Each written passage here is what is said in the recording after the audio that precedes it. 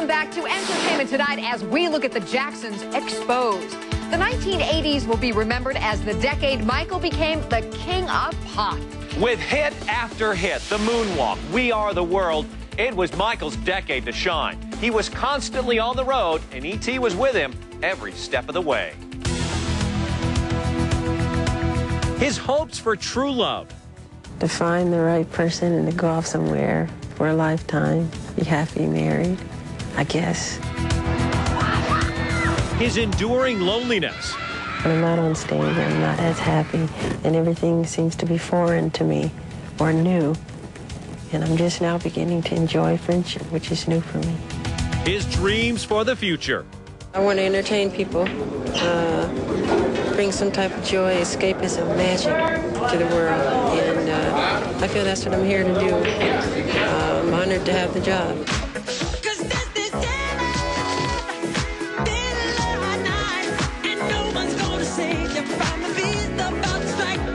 In the 80s, fans hung on Michael's every whispered word because he enjoyed staggering success.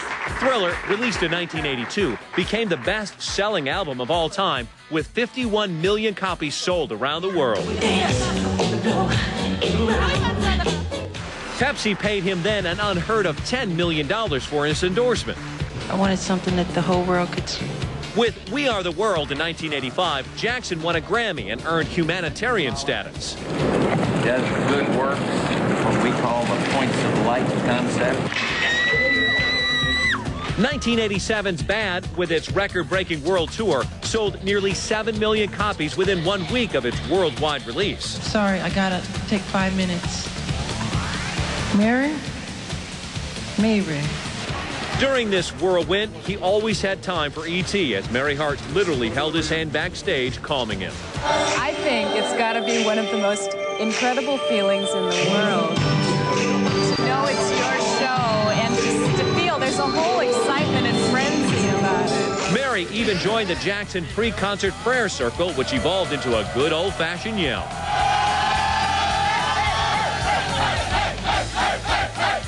These adoring fans never saw what our E.T. cameras captured. We shadowed Michael as he created his massive hit, Beat It.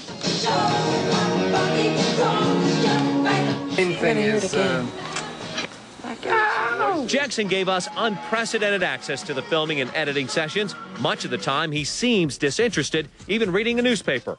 But he is aware of each split-second sound, and he personally okays barely perceived background sound effects. I still need some yells once they jump. Clearly at the top of his career, Michael still seemed discontented. Eventually, I want to do film. That's what my dream is to do, film as well as song, to integrate them together. Realism, nothing is plastic. Real feeling and belief. That's what I understand. Bring the world together through love, peace, joy, for man to live together. That's the whole thing. Before the shroud of secrecy enveloped him, Michael lived a sometimes open public life. When the play Dreamgirls premiered in Los Angeles, he gave E.T. his review. It's the most incredible play I've ever seen. It's brilliant. Everybody should see it. But for Michael Jackson in the 80s, there was a growing sense of how isolated his life had always been. I was raised on stage, and I'm happy on stage. I can sleep on stage. When I'm off, it's another story. It's hard to relate to people in everyday life. I'm comfortable on stage in front of thousands of people.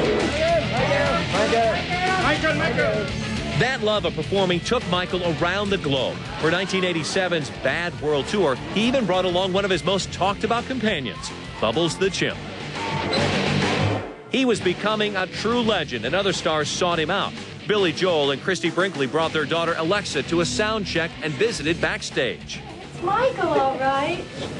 She can't believe it. But there was no denying Michael was gaining his reputation as an eccentric. Quincy Jones, who produced both Thriller and Bad, defended his friend against charges that he was out of touch with the real world.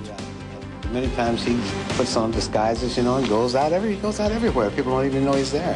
I know my daughter. They take little adventures, and they could run away from all the bodyguards, and they go off and do their thing. The Beverly Center, everybody freaks out, and they're having a ball over there, just looking at some little stupid toys or somewhere. Same when we shot the bad video. We went up in 122nd Street, for hours and hours and hours, and sneak off and go to these little restaurants, and he's connected. Quincy even had kind words for Bubbles. He's like a person because he's real playful and he loves to get in trouble. He's mischievous, He's wild. I mean, he eats out of a spoon just like a person. Doesn't mess up his lips. A real personality. Michael, how do you like your Australian fans? Get on. I love them. 1987's Bad Tour lasted well into 1988, and Michael's joy was apparent. E.T. saw him play fighting with his manager and high-fiving his band.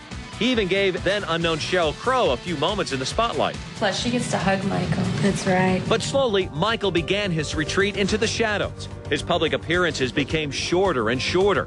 When L.A. named November of '88 as Michael Jackson Month, he barely said a word. Thank you very much. Okay, thank you.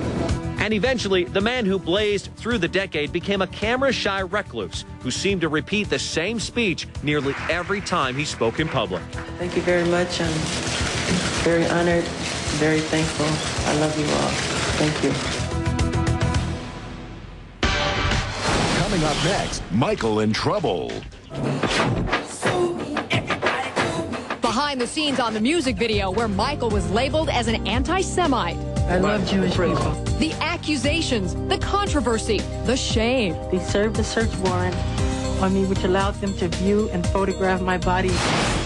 Then, almost 30 years before her Super Bowl shocker, take a look at this Janet Jackson performance.